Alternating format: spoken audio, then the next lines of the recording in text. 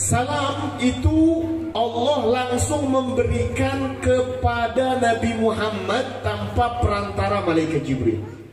Di mana Nabi Muhammad mendapatkan salam? Saat Nabi Muhammad pertama kali bertemu dengan Allah di malam Isra Mi'raj. Saat Nabi Mi'raj, kalau Isra perjalanan dari Mekah, dari Masjidil Haram ke Masjidil Aqsa, yang saat ini mudah-mudahan saudara kita yang ada di sekeliling Masjidil Aqsa di Palestina, yang ada di Gaza, mudah-mudahan dilindungi oleh Allah. Mudah-mudahan yang meninggal dijadikan meninggalnya mati syahid, diangkat derajatnya setinggi-tingginya oleh Allah. Yang masih ada dan tidak mati syahid, mudah-mudahan diberikan kesabaran dan ketabahan oleh Allah, diberikan kekuatan, diberikan semangat untuk terus berjuang memerdekakan tanah Palestina. Amin ya Rabbal, amin ya Rabbal. Kalau Mi'raj, naiknya Nabi dari Masjidil Aqsa ke langit ketujuh, ke Sidratul Muntaha, sampai bertemu dengan Allah Subhanahu wa ta'ala. Nah, saat pertama kali Nabi bertemu dengan Allah, Nabi ini mikir, kira-kira kalau aku bertemu dengan Allah, ucapan apa yang kiranya aku akan ucapkan pertama kali?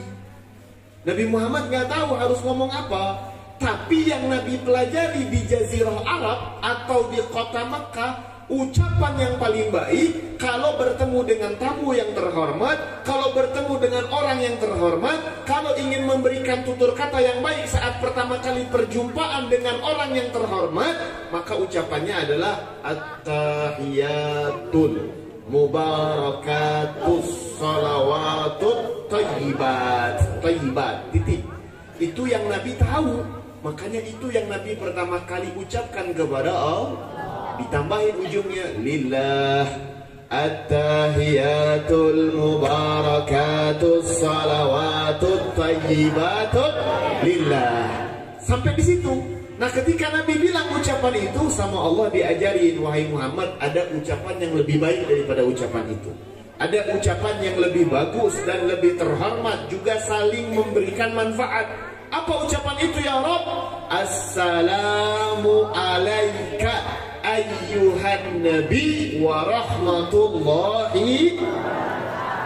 Sama Nabi dijawab, Assalamu alaina wa ala ibadillahi shalihin. Saya nggak mau bahas tentang ini secara panjang karena nanti ini pembahasannya di bulan Rajab. Kita akan detailkan pembahasan tentang salam dan arti salam dan pertemuan Nabi Muhammad dengan Allah nanti di bulan Rajab, namun panjang umur dan namun diundang deui. Amin ya Rabbal, amin ya Rabbal.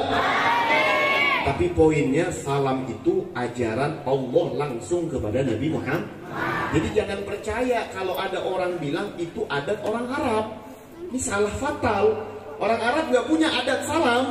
Orang Arab tadi adatnya at-tahiyatul mubarakatus salawatut thayyibat. Thayyibat aja, lillahnya itu tambahan dari Nabi Muhammad. Jelas? Jadi gak boleh ucapan salam diganti sampurasun, ucapan salam diganti good morning, ucapan salam diganti dengan bahasa-bahasa yang lain. Itu kan salam hanya pertemuan pertama kali, adat orang Arab. Lain adat orang Arab. Itu ajaran Tuhannya orang Arab dan Tuhannya orang selain orang Arab, yaitu Allah Subhanahu wa ta'ala. Ini jangan ketipu ya.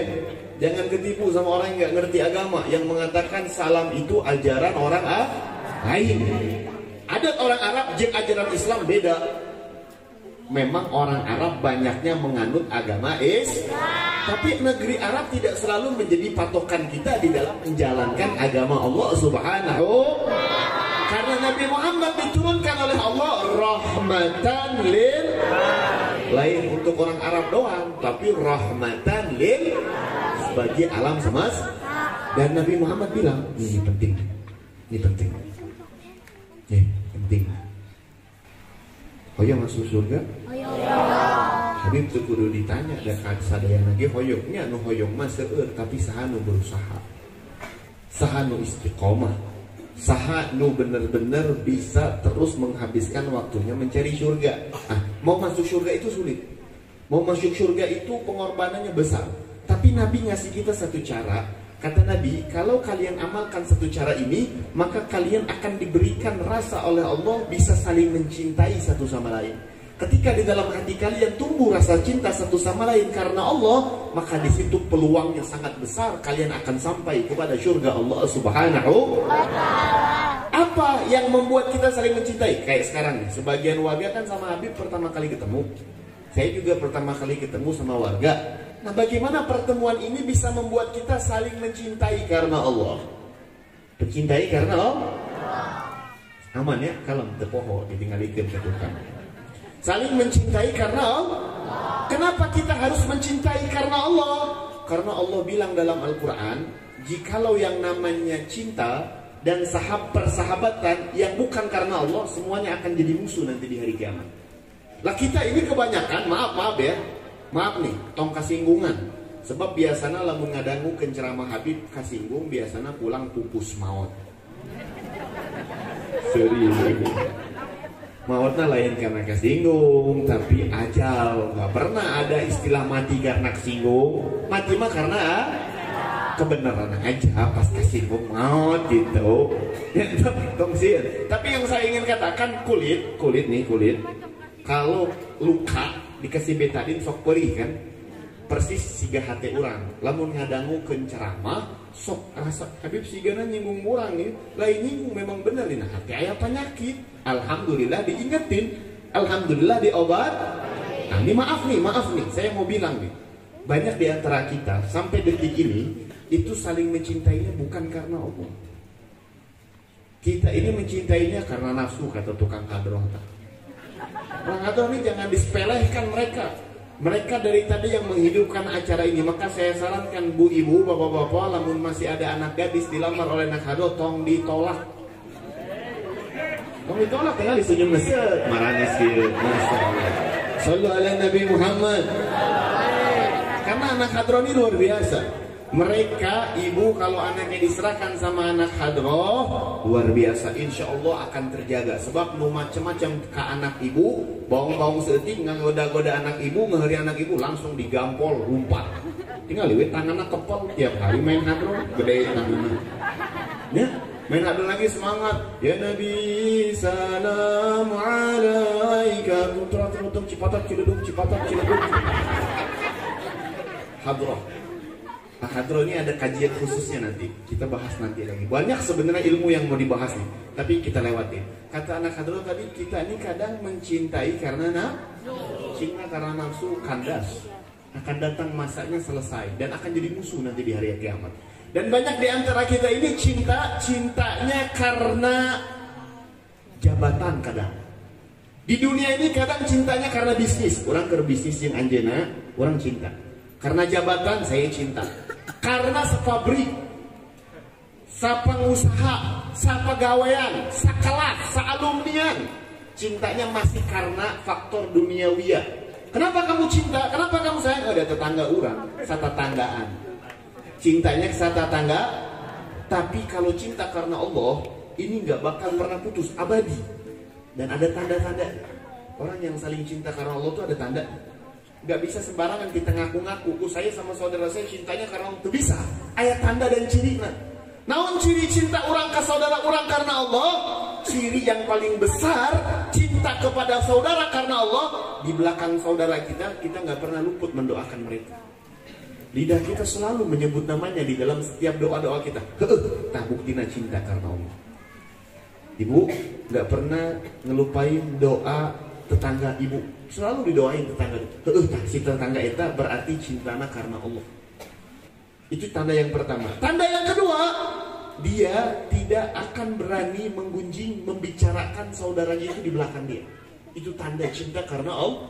Dan siapa orang yang cinta karena Allah, nanti di hari kiamat yang kata Nabi akan diberikan suatu mimbar yang terbuat dari cahaya yang akan membuat para nabi-nabi dan para rasul cemburu kepada mereka.